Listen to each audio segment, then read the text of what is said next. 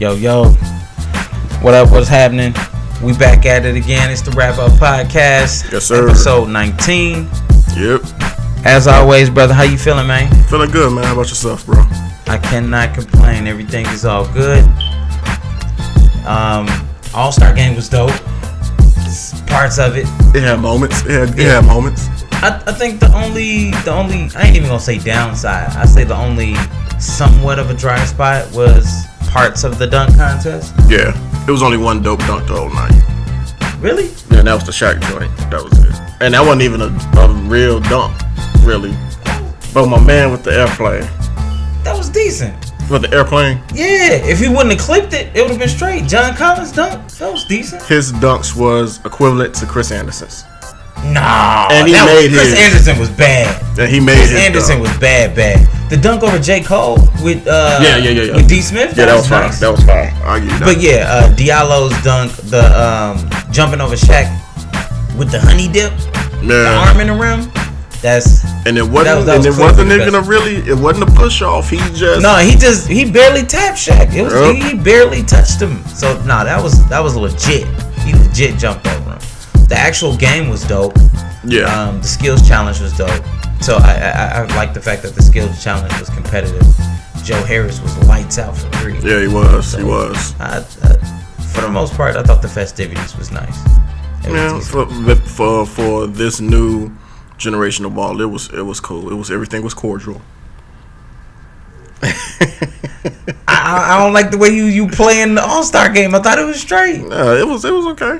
Yeah, I guess maybe my expectations ain't as high for the All-Star game anymore. So that has to be what it is. I was satisfied with what we got. Okay. Hopefully it'll be better next year. 2020, we rooting for the home team. We're gonna be in Chicago. Hopefully, we could be in the building. That'll be nice. I got 1,300 reasons why I won't be in there. I'll tell you that right now. Hey man, we'll try and see if we can finesse something. We'll see what's happening. We got inside connection. Yeah, definitely do. We'll see what we can move on. No doubt. Yeah, man. But what I want to get into is another hot topic that we got going on is the Jussie Smollett. I don't even know what to call it. I don't know if you want to call it a scandal or a situation. Let's hold off on calling it a scandal. So the Jussie Smollett situation. I don't really know what to classify this as. The Jussie Smollett lie. The lie. It seems quite fabricated. Yes, sir. But we got a lot going on with it. Apparently now, Chicago PD is saying that he's a person of interest. As though he may have fabricated or maybe constructed or engineered this whole thing. So there's a lot of holes in the story. First of all, it's outlandish from jump. It's just very over the top about what happened. So if you slow to the punch, or if you haven't heard about this, it's been like 2 weeks now, right? Just about somewhere around there. Yeah, but a couple weeks back, Jussie Smollett was apparently walking to Subway at 2:00 in the morning in Chicago, and he was jumped by negative 18 degrees. Yeah, but be it, Yeah, it's cold as hell in Chicago if you ain't know. But yeah, at 2 a.m., he was jumped by two Trump supporters wearing MAGA hats. They put a noose around his neck and beat him up and poured bleach on him. So, first of all, it's very strange that you would get all of these things to happen. It's not strange to get your ass kicked in Chicago. No. Especially for being in the wrong place at the wrong time at 2:00 in the morning. That's probably about the only thing that makes sense in this whole story. Yeah. But I'm going to break it down as to why I think there are holes in the story. Number one, you are, I would say, a famous actor. You're known for your work. You're known for your Empire. Empire is a pretty big show. Yeah, B-list. He's B-list. Yeah. I would give him a B. Yeah, I would say I give him a B, C-list actor. Yeah. He's recognizable. Yeah, let's say that. To some. Yeah, to some, especially to our demographic. Yeah, no doubt. But let's say this: 2 a.m. freezing cold in Chicago, and you decide to walk. Leave your hotel. Yeah. To get Subway. First of all, and he had just got off of a plane. Anybody who travels and you just getting off of the plane, the last thing that you want to do is go walk somewhere else to get something to eat. Subway at that.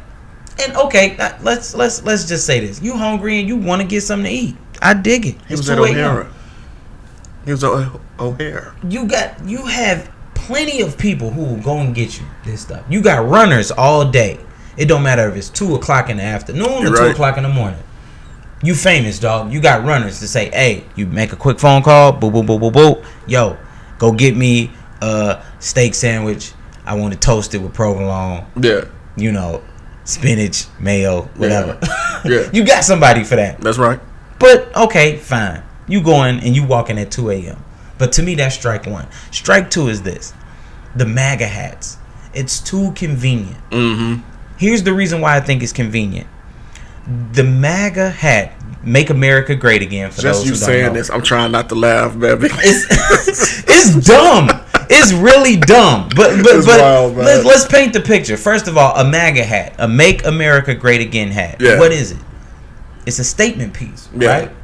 You only wear that hat to make a statement. This is a look at me piece. Absolutely. Because you want to be seen, you want to make that statement, you want to know you want people to know what this stands for and where you stand. It's a video camera or a rally hat. Absolutely. So why the hell would you wear it at 2:00 in the morning? 18. How many people you gonna see? How many people are gonna see you? Below 18 degrees. There you go. Freezing Chicago at 2 a.m. and you rocking your MAGA hat. That's strike two. Strike three for me is the noose around your neck and they pour bleach on you. Yeah. It's so convenient that you just happen to have bleach at 2 a.m. Yeah, and I think ain't no laundromats in the area. And from I think what I read hear, bleach freezes at 19 degrees, 12, 19, something like that. Hey, it was negative 18. Bruh. Maybe it was heated. Oh, maybe he was targeted. I don't know. But it's just way too convenient. You just happen to have a noose.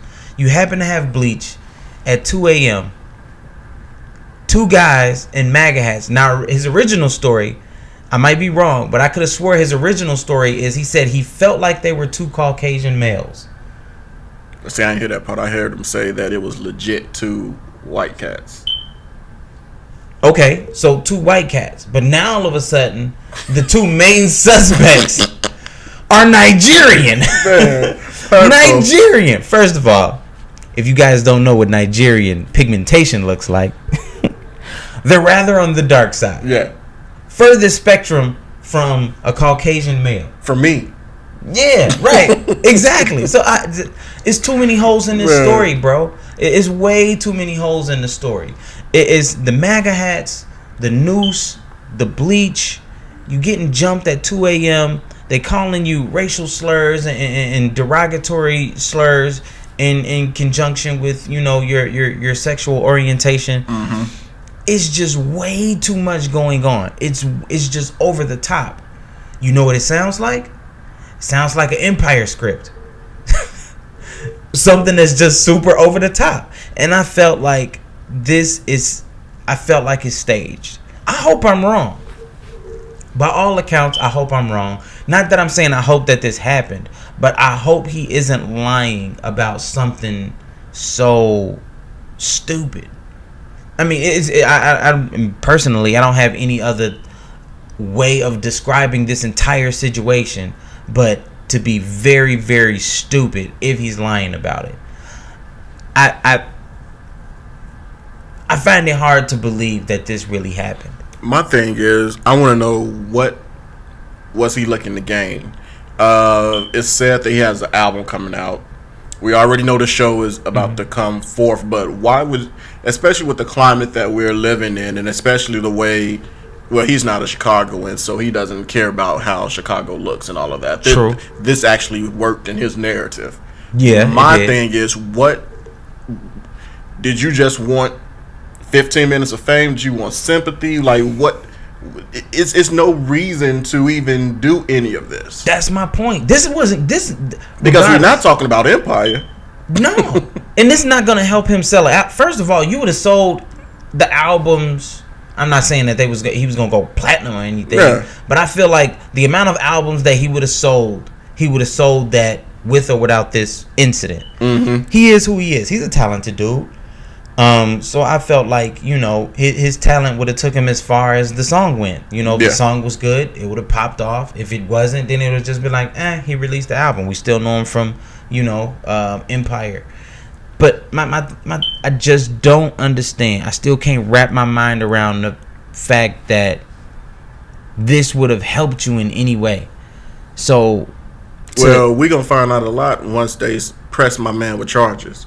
Yeah. We're going to find out quite a bit. Because that's another thing. Chicago PD has said they intend to press charges and take this to the fullest extent of the law if he is found to have fabricated this story. And they should, because think about it.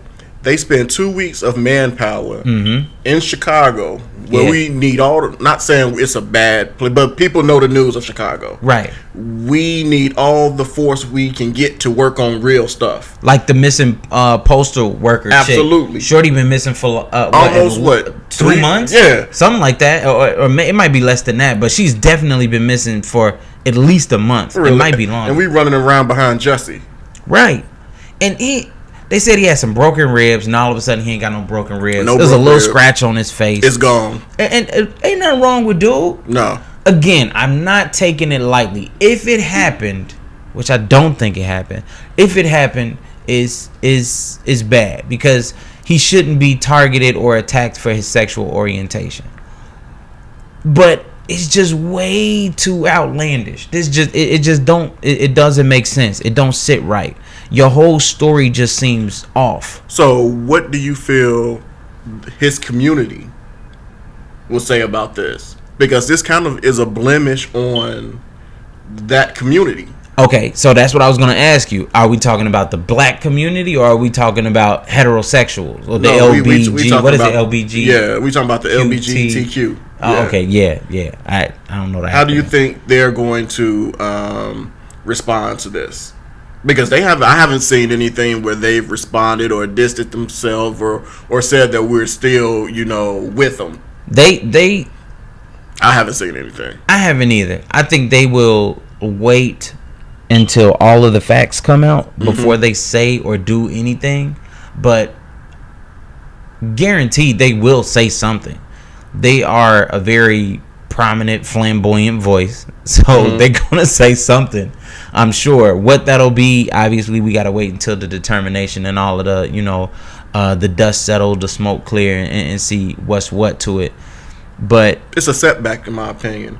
It's gotta be. They fought so long for equal opportunity, equal rights, and things of this nature, but now you pull a quote unquote hoax where you target heterosexual men, and said that we did something to you. So you pretty much you're holding up that same stigma that you're speaking against. You did it in reverse. Right.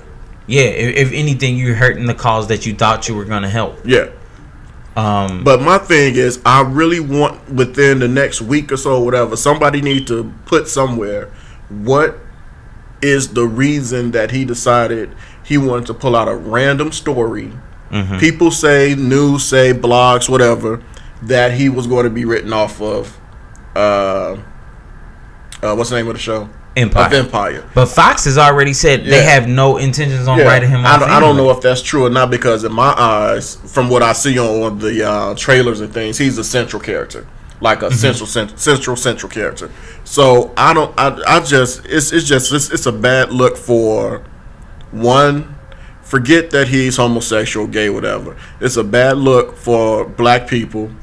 It's a bad look for black men. It's a bad look for Chicago. It's a bad look for Fox. It's a bad look for Lee Daniels, because he already got a shady history. And I was talking to my sister, and I told her, just speaking in jest, I said I would not be surprised if Lee Daniels put him up to it to get puffed for the new season. Wow. Just because that's kind of how I feel Lee Daniels would move. Not saying that's what he would do, but if that was to come out later, I would not be surprised. Wow. I wouldn't be surprised. But it bit him. I think I don't know how far down the rabbit hole this may go. I definitely think it's a wormhole because we may never know. Yeah, one thing's for sure. I think the story is fabricated. It's just way too over the top. This is borderline movie production-ish. Yeah. You know? It's like, yo, you just got way too much going on. There's too many things that's just like, man, this happened, and then this happened, and then on top of that, this happened. Yeah. It feels like, you know. And you better believe I got to punch it. Man, shut up. Man, it's like is R. Kelly trapped in the closet. Man. You remember how like it just kept getting crazier and crazier? Yeah. That's this. That is this story. It's like, oh man. And then another thing, the phone records. We get the phone records. Everything is he was reluctant to. Yeah, he was reluctant to give up. It's find out that there's redactions in the phone records. You know, things are blurred out, things are taken away, which doesn't make sense because now this is probably going to be a Fed. I don't know if it's going to go that far as Fed, but Chicago can get those things that he blotted off subpoena. Yeah. They can get that easy. So what was the point of doing that? Exactly. I mean, you got to understand that the way technology works, as soon as this joint connect to any type of tower, all of that data is going. You can't erase that. Oh yeah, no doubt. You know, whether it's a phone call, whether it's a text message, it is what it is. It's in there and it cannot be erased. I don't care if you're deleting it off of, you know, your Google platform, your iCloud. It don't matter. It's there. Yeah, your baby ain't gonna see it, but Big Brother see it. They know. They see it all. And I just think is I really gotta figure out. It sounds like I'm condemning him already because I really want to know why he did it. I'm saying that he did it. We don't know. Maybe at this point it's okay to do so. Don't feel bad. Condemn him. Yeah. Yeah, because I'll do it with you. Yeah. You know, usually we try to you know. I'm not walking no line on this one. We try to save face. You know, we usually try to play this pretty fair. Yeah, I ain't walking no line on this one. I caught this day one. We did. Day one. Did. I sent you the text like. Yeah, it's like. I said, do you believe this? This ain't happening. Now look, if you would have just been like, yo, I got jumped 2 a.m. Chicago, blah blah blah blah blah. I was like, I can believe that. But not in Streeterville. I still wouldn't have believed it. Yeah, and then it's like, yo, you should have said Lower Whack or something where the homeless or something got him up. And then if you would have been like, you know, they beat me and they took my clothes and Lower Whacker, they would have kicked your ass. Yeah. You know, and you probably wouldn't have walked up out that joint. No. Or it's just too outlandish, man. It's like, oh, I got jumped, and it's like, dang, that's messed up.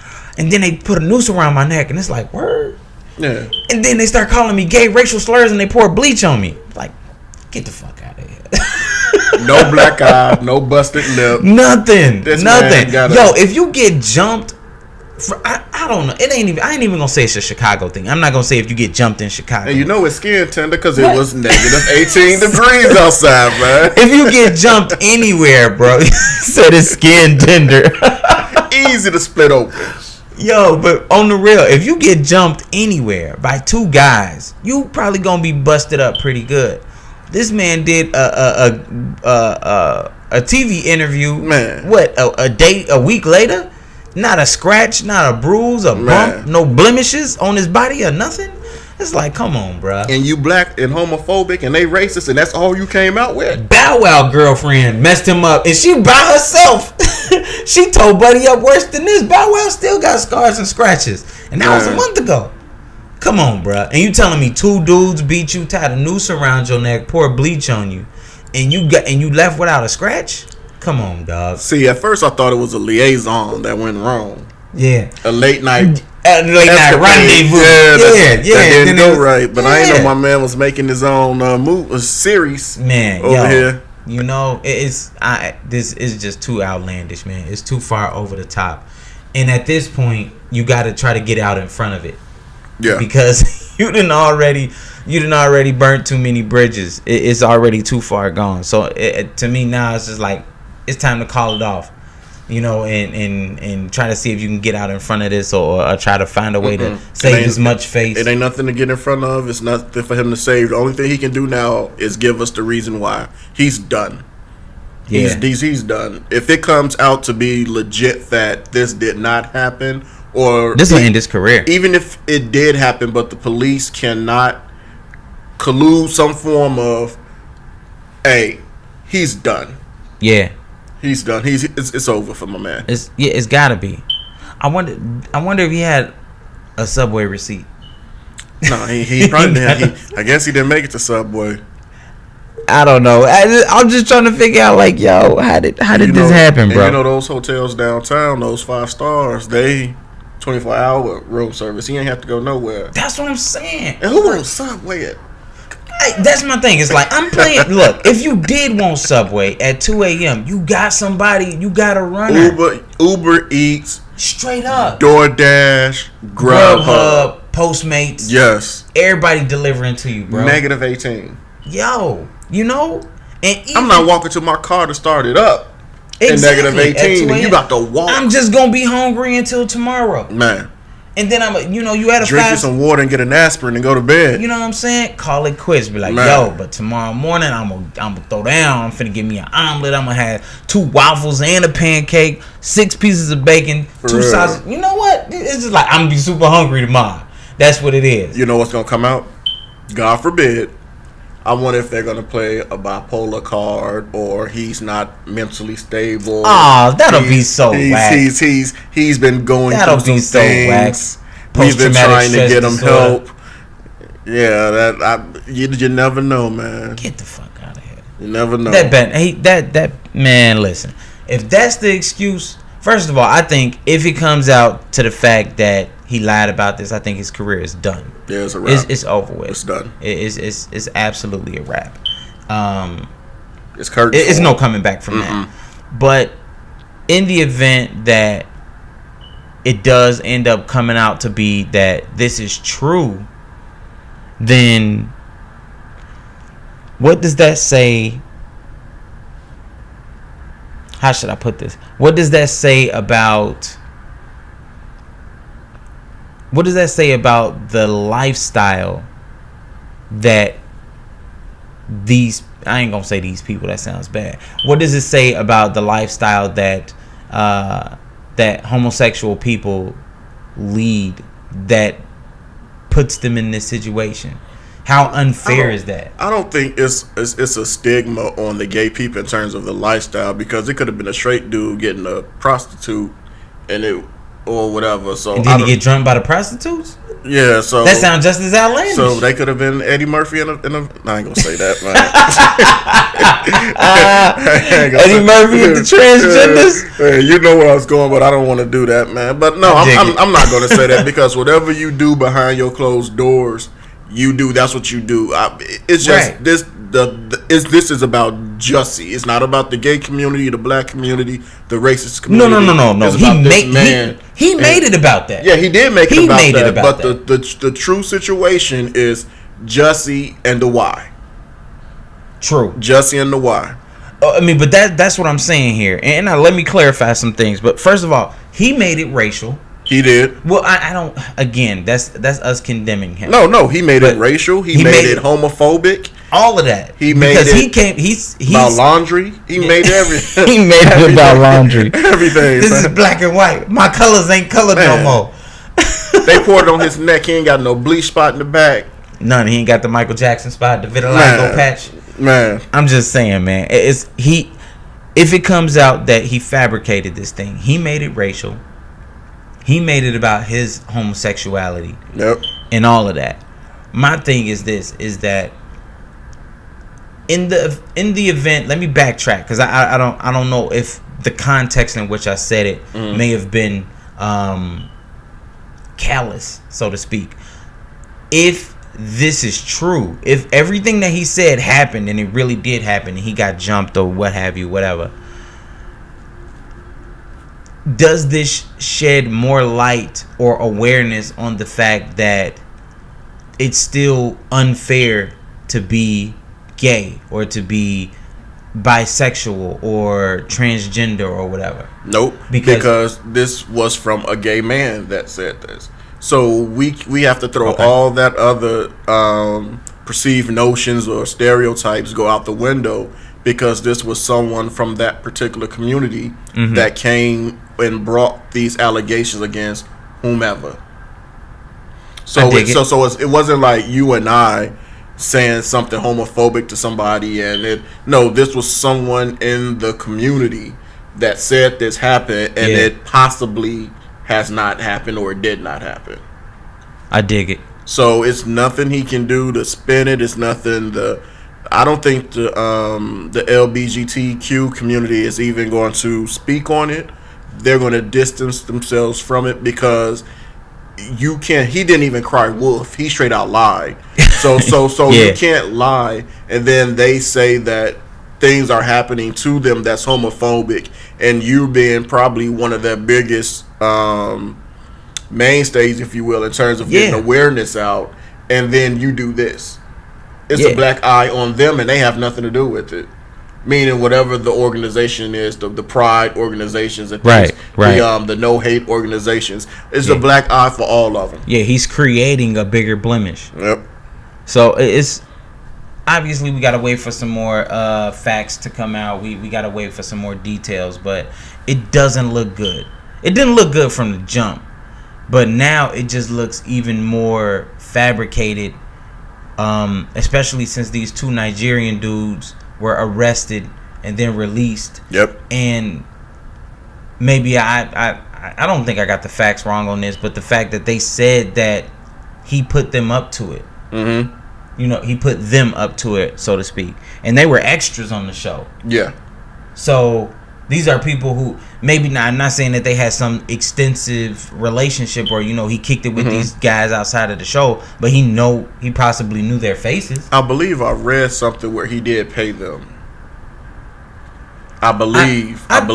Yeah. Because they like spoke it all. They bared it all. Yeah. And they probably threatened them with going back. You're gonna be sitting back and everything. They had search warrants for these dudes' house and all kind of stuff. So they was definitely in the hot water. They were the main two suspects who were, I ain't gonna say captured. They were the main two suspects, for CPD and Chicago police. They said that they arrested these dudes. They searched the house. They detained them for questioning and all of that. And now all of a sudden they've been released. So if those was your main two suspects, you have no other leads. But now your next person of interest is the dude who was jumped. Is your star witness. It just sounds like it's fabricated. So we'll see how it goes. We'll see what happens from here. But it doesn't look good. No, it's not looking good. It's not looking good at all for my man's. His career is finished if he comes out that he was lying, which I think he will. But it'll end up being bad. I would like to say or hear rather what was the reason behind it all. Yeah, that's all. The level of fabrication. Because this is on a grand scale. You could have just said, "Oh man, I got jumped and they called me gay and said I was a homo, a faggot, whatever he said they said about him." But the whole MAGA hats, the racial slurs, the homophobic slurs, the bleach, the noose, all of those things is what in your mind makes you think that it's like, oh, this will be a good idea. This us adding this part will make it sound even more believable. That's what I'm saying. He was writing the script, bro. He was literally writing a script. Absolutely. That's what this was. I really don't think that is anything other than the fact that this was a movie set for him. He felt like this. He was directing this, and that's the way it ended up going. So I guess we'll wait for the details to come out. But Jussie looking real suspect. And he had a lot of people come to his aid. He had a lot of people say, they did. I don't know what's going on with my man. Don't tell me you're lying, man. Don't tell me you out here lying, man. I had your back from the jump, man. Terrence Howard had his back. Steve Harvey had his back. You know, Mike Epps just straight out threatened him. He was like, "Yo, run up on me like that." He said, "I'm finna be in Chicago on such and such date." Saturday, he was in Saturday. Yeah, Saturday. He was like, "Yeah, I'm gonna be." He you know, Mike Epps was talking about, "I'm gonna be there on 22nd. I'm gonna give you my show, give you the address, and I wish a nigga would run up on me like that." And now this nigga lying. Or supposedly. Allegedly, as we like to say. No, I'm not even putting that. Well, for legalities. For legalities. He may be surfing YouTube one night and say, "Let me get him." Like, oh, hell no. Look at these wrap-up niggas talking shit about me. Real, but we appreciate the view. Yeah, absolutely. Yeah, tell your friends about us, them Nigerian friends. All right, let's close him up, man. He's closed, man. He's canceled. Man, it's a wrap on that. But speaking of Steve Harvey, a bit of a segue. Did you see him and Monique on the show about how he thinks that she burned bridges in regards to the whole Netflix boycott and things like that? They're back and forth. I thought,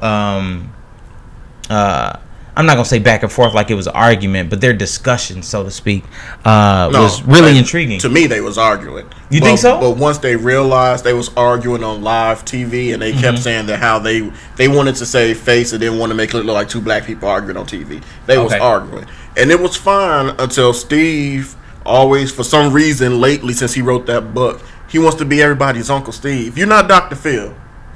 You're not licensed to tell me how I am supposed to feel. True. You're not. True. Even though we don't agree with Monique or things, Monique, she's able to articulate her point. Mm-hmm. She's able to articulate her feelings, and she don't just ride with you because you know she's still gonna stand firm on her joint.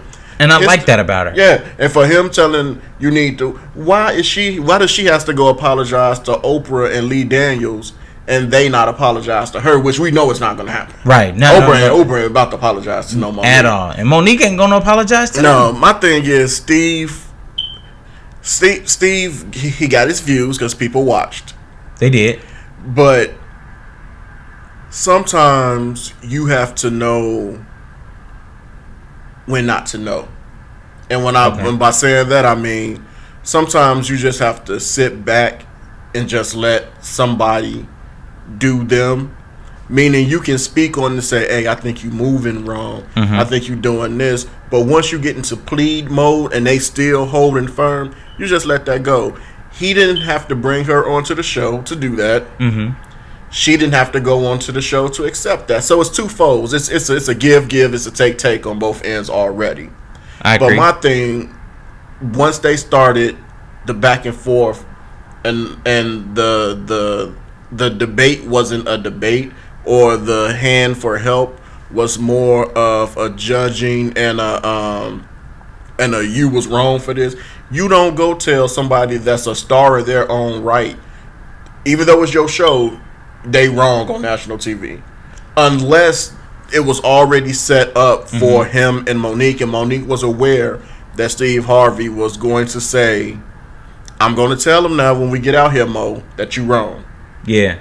But it didn't sound like that. I don't think it went that deep. It didn't sound like that. The conversation came off genuine to me. It didn't seem staged or anything like that. No, I don't think it was staged. But I see what you're saying. It's like at least they knew ahead of time. Like, this is the question I'm gonna ask, or this is what I'm gonna say, just so you prepared. Just during the midst of the conversation, I believe it got heated. Oh yeah, and that was legit. Now another thing that you can tell though is that they both genuinely care for each other. Yeah, that came across too. I think the part that I really, or at least that I want your take on, because this is the first time that we really even discussing it, is, do you think that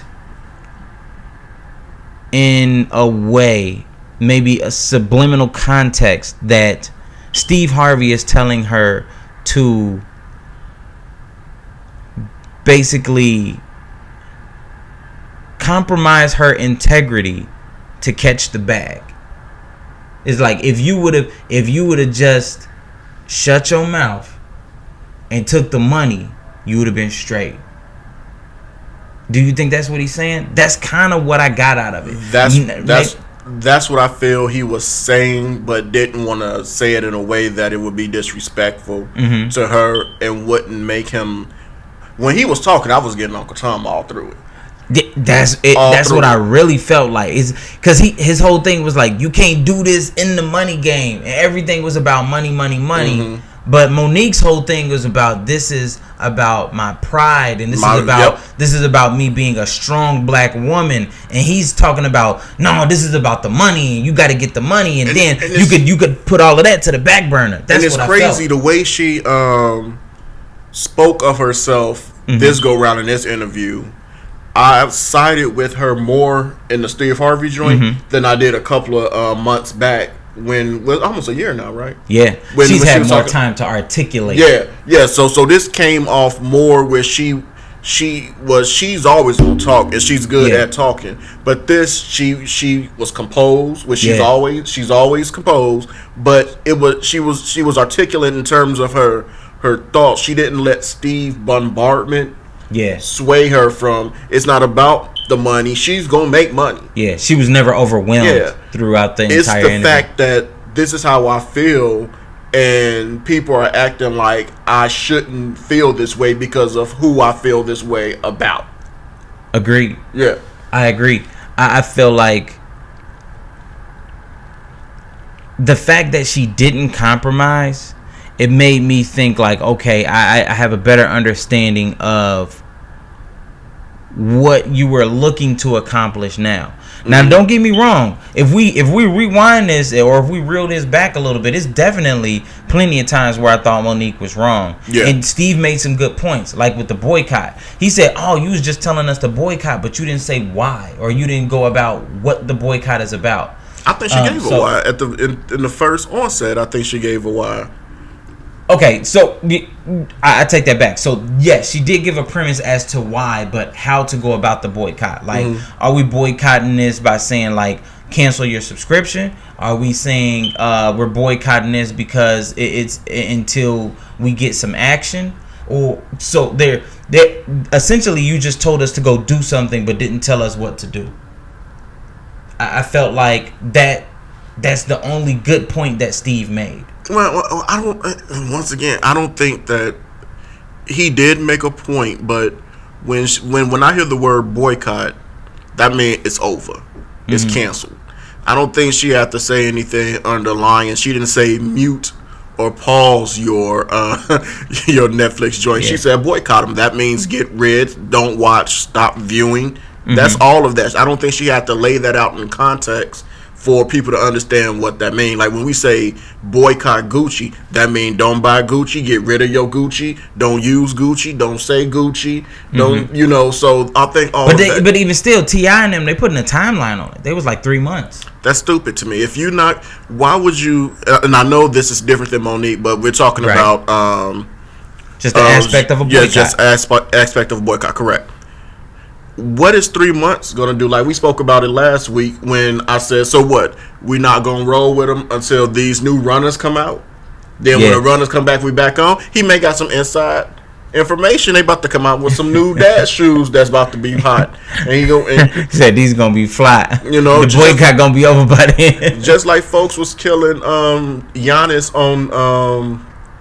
on social media because he had on the Gucci joint at the All-Star. And they was like, he's not American. It doesn't matter what it is. If I have Gucci in my closet,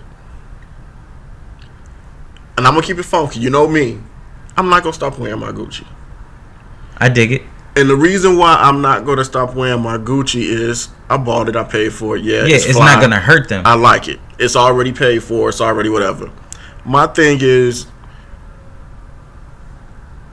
you have to go to the source or find the source. We got Dapper Dan. If it was as big of an issue as it is, T.I. wouldn't be the only one. Jay-Z, Beyonce, everybody that's somebody that's with money and well-known and renowned, I'm pretty sure got a lot of Gucci in their closet. Yeah.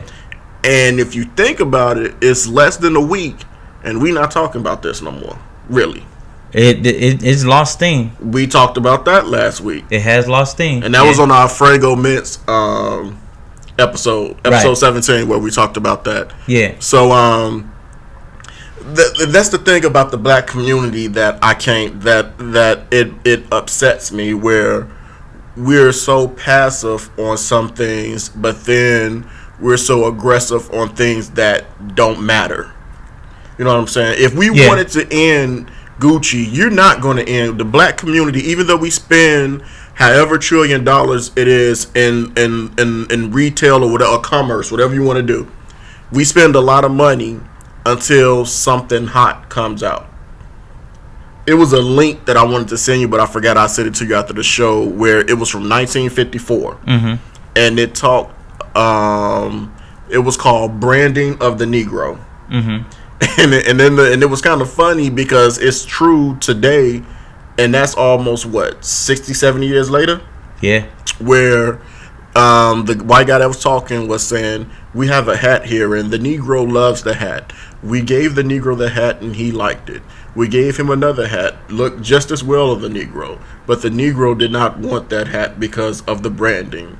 The other hat was a less than hat.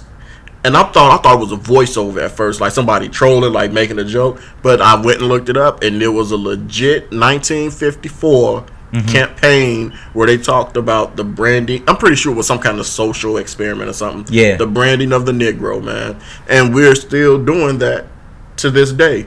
So I say all that and gave that little story to say, if you're going to be off it, be off of it. You don't have to tell me not to roll with it or you not to roll with it. If that's your stick and you don't want to move, we could have been off of you when you did all your stuff that you was doing with the guns and all that. You know what I'm saying? Very true. So don't. I think what we really need to do, and this is the part and the poignant point that T.I. was making, is that we have to really realize and take control of the power that we have. I agree. Gucci is dope because we made it dope.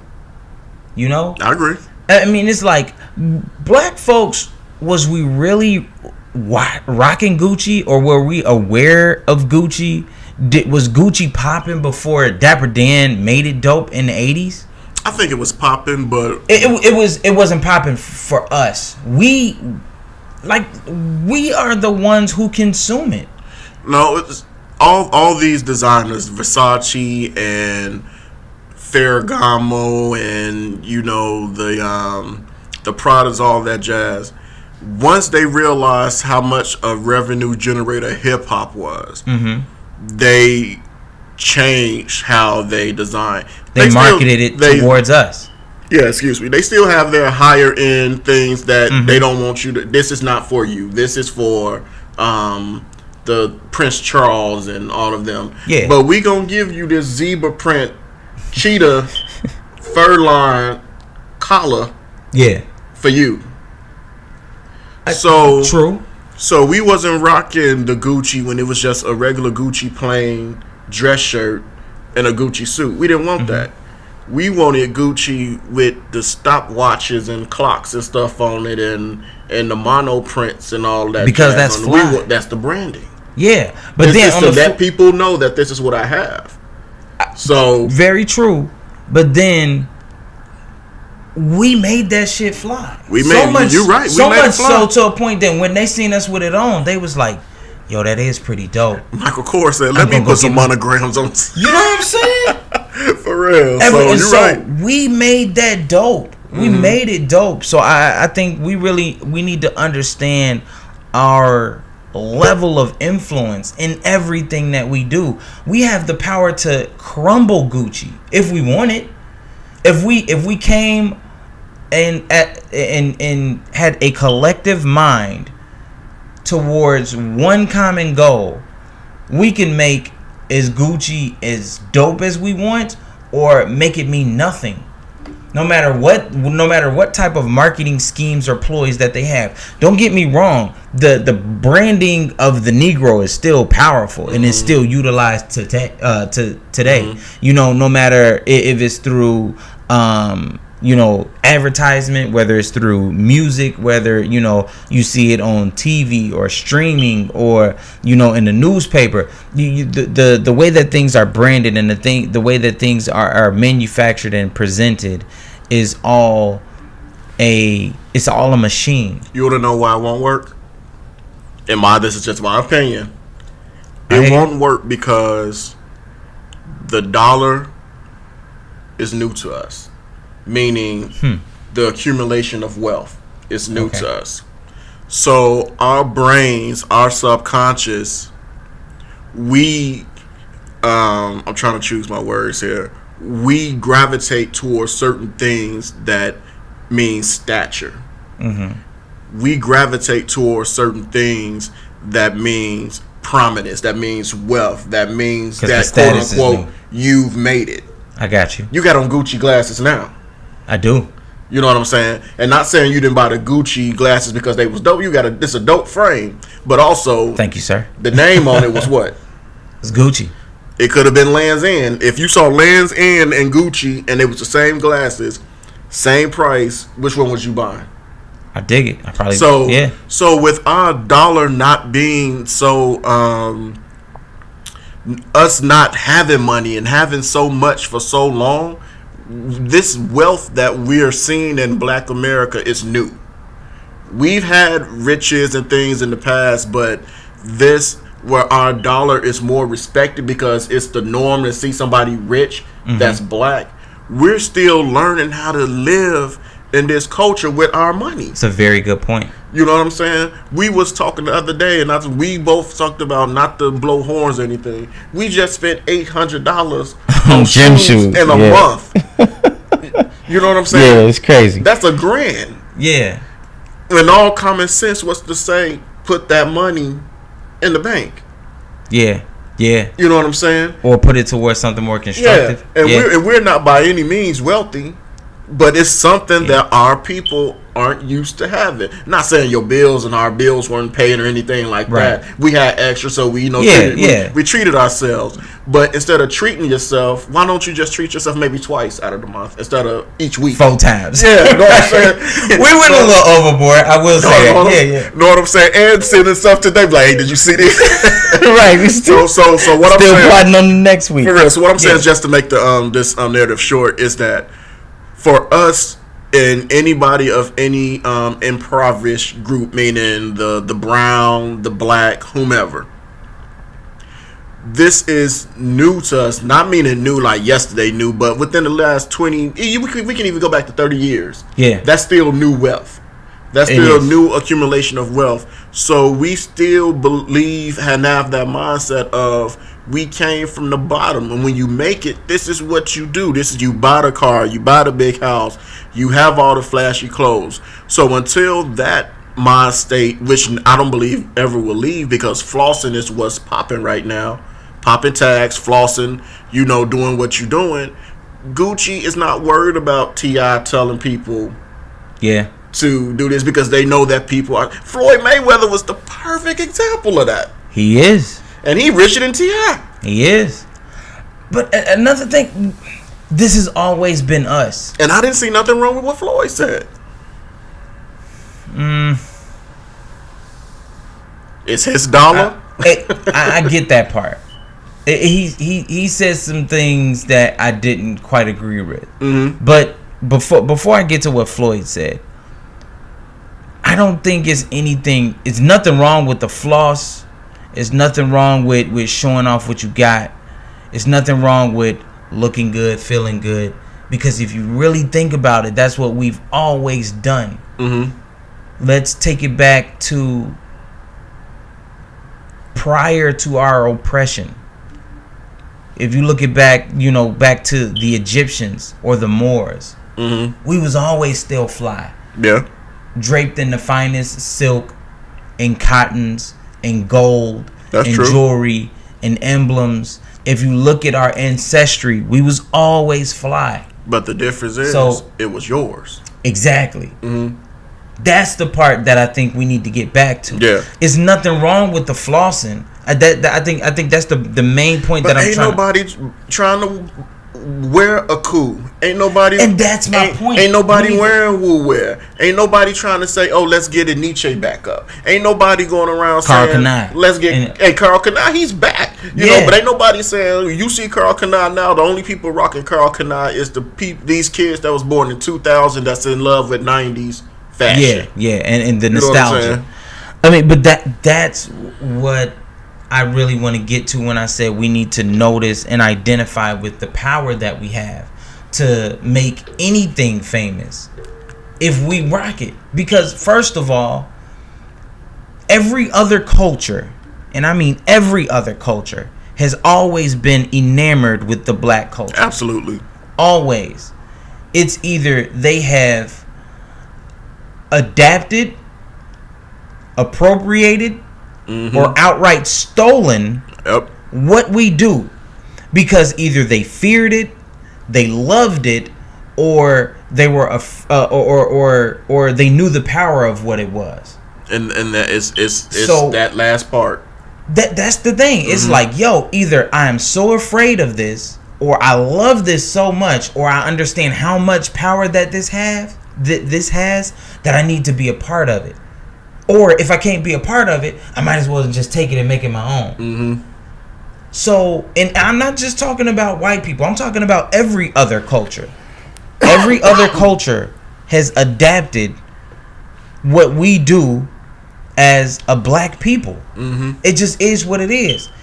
Let's just boil it back down to, as my father likes to say, this is brass ass facts. Nobody is more fly than black people. That's true. It's just not. People naturally gravitate to the bravado or the essence or the aura or the vibe that we give off. It just is what it is. Yeah. We are just a really dope type of people. And no matter what we do, no matter what we say, no matter how we walk, talk, it just, people naturally gravitate to it. So with that being said, if we understand the level of power that we have in what we do, what we say, how we look, how we feel, and we can, I'm not even going to say manipulate, but if we can use that to our advantage, we'll never have to worry about relying on a boycott or talking about what we don't need or worrying about people oppressing our culture, because it'll always be ours anyway. And it's sad to say, but that will be a long, mystical day when that happens. You don't know why? We all will have to be on one accord. Yeah. And the way, that's the biggest part. And the way we are in terms of, once again, it goes back to when we talked about the accumulation of wealth being new. Once you get this wealth, we don't sprinkle that wealth back out.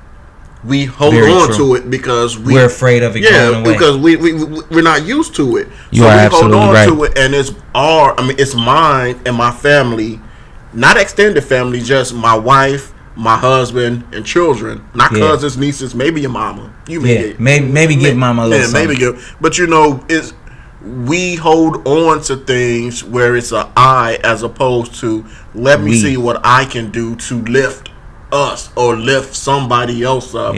So we've had a few people throughout our generations who have had that we mentality and the togetherness and the awareness to try to try to bring that awareness to other people, and they always found a way to silence those people. I agree. Whether it was, Malcolm or Martin or Huey P. Newton or Fred Hampton. Yep, mega. So they've always found a way to silence those very strong, prominent voices that had the ability to not only captivate us but also bring us together. So we need to get back to that. It's the togetherness that we missing. If we ever got that back, we would be unstoppable. And we got off of Monique and Steve Harvey, but the segue it was a bigger narrative or a bigger story that needed to be told. Very true. But just before we get out of here, I see Monique's point. I understood what Steve tried to do or was attempting to do. but it just didn't come off well for two prominent black figures in our culture, in the comedic world. To me, it gave the optics of them bickering and going back and forth, and I don't think that anything was resolute from that. I got you. So it's now if they talked in the green room and they hashed it out, or they agreed to disagree, that's different. But to go on air, I don't think he handled it right, because it was his show and she was a guest, and he was the A mic and she was the B mic, meaning he controlled everything. Yeah. So and I don't like how they was just talking over each other and let me finish, let me talk. When you getting that verbiage, you're arguing now. To me, I feel you. It did have some aspects of what kind of seemed like was a bit of an argument, but ultimately I thought it made for a great topic. It made for a great debate. Mm-hmm. But who wins in that? It's not. That's the thing. I don't. Win. Yeah, I don't think either side won. I thought more than anything, I think this is the. You know what? I'll take that back. Steve won, and I'm gonna tell you why Steve won. It was his show. Mm-hmm. He tried to make a wrong right, and Monique, being Monique, didn't listen. So Steve won. But Steve got way more flack out of this. They're painting Steve in a real bad light right now. I haven't seen that. They are? Yeah. Oh, well, I'll take that back then. Everything I've seen is Monique still being honorary, and Steve tried to throw out the branch, but if Steve getting heat, I'm here for it. I've seen Steve getting more heat because it's like, he super Uncle Tom and everything about the dollar, and What they really bring it back is, you remember when I think it was Kings of Comedy, when he said if they wanted me to act like a monkey for $10 million, he said I'd be around here, like scratching my balls and picking it. Yeah, so that's coming back, and it's kind of is looking kind of bad. Well, Steve, and it's like you cut your hair off and that's what happens. It's looking kind of rough, man. So I mean that's I guess that's still more to come on that.